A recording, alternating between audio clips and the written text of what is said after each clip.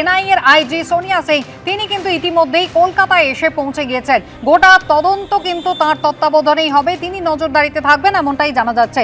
কথা বলবো, আবির দত্ত রয়েছেন আমাদের সঙ্গে। আবির, 24 জনের একটা টিম ইতিমধ্যেই এনআইএ তারা রওনা হয়ে গিয়েছেন, আর কিছুক্ষণের মধ্যে তারা মোথাবাড়িতে পৌঁছে যাবেন, তদন্তের কাজ শুরু হবে। এনআইএ এর আইজি তিনি এই শহর থেকে কিভাবে তত্ত্বাবধান করবেন?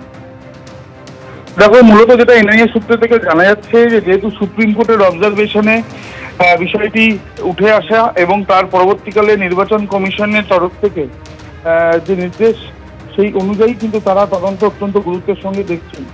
যদিও এখনো পর্যন্ত এফআইআর রুজু করা হয়নি, কিন্তু তারা সম্পূর্ণভাবে অনুসন্ধান করে একটি রিপোর্ট 6 তারিখে জমা দেবেন এবং সেই রিপোর্ট জমা দেওয়ার জন্য মূলত দুটি প্রক্রিয়ায় তারা বিষয়টি দেখবেন। যেটা এনআইএ সূত্রে খবর, প্রথমত যে ঘটনাস্থলে গিয়ে সেখানে কি ঘটনা ঘটেছিল এবং কোথায় কোথায় অ্যাজিটেশন হয়েছে এবং কোন জায়গাতে আটকে পড়েছিলেন জুডিশিয়াল অফিসার বা বিচারকরা, সেই জায়গাগুলো তারা পরিদর্শন করতে পারেন এবং তার সঙ্গে যে রাস্তাতে যতটা রুট অনুযায়ী এই ঘটনা ঘটে এবং আক্রমণের শিকার হতে হয়, যে ভাইরাল ভিডিওগুলো সামনে এসছে, সেগুলো বিষয়েও তারা তথ্য সন্ধান করবেন।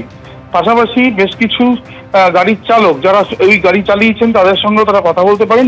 এবং দ্বিতীয় পর্যায়ে তারা যে জুডিশিয়াল অফিসাররা যারা এই ভয়াবহ অভিজ্ঞতার শিকার হয়েছিলেন তাদের অভিজ্ঞতা কি, সেই বিষয়টাও তারা জানার চেষ্টা চালাবেন। প্রসঙ্গত তোমায় জানিয়ে রেখি যে মালদাতে একাধিক কেস রেজিস্টার্ড হয়েছে এই ঘটনার পরিপ্রেক্ষিতে, অর্থাৎ এই যে বিভিন্ন জায়গাতে অভিযোগ হয়েছিল, বিভিন্ন জায়গাতে যে এজিটেশন চলছে, সেই পরিপ্রেক্ষিতে মোট কতজনকে গ্রেপ্তার করা হয়েছে এবং যাদেরকে গ্রেপ্তার করা হয়েছে তাদের ভূমিকা কি, তাদের কাছ থেকে কি কি সিজ করা হয়েছে, এই সমস্ত বিষয় দেখেই তারা তাদের রিপোর্ট তৈরি করবেন।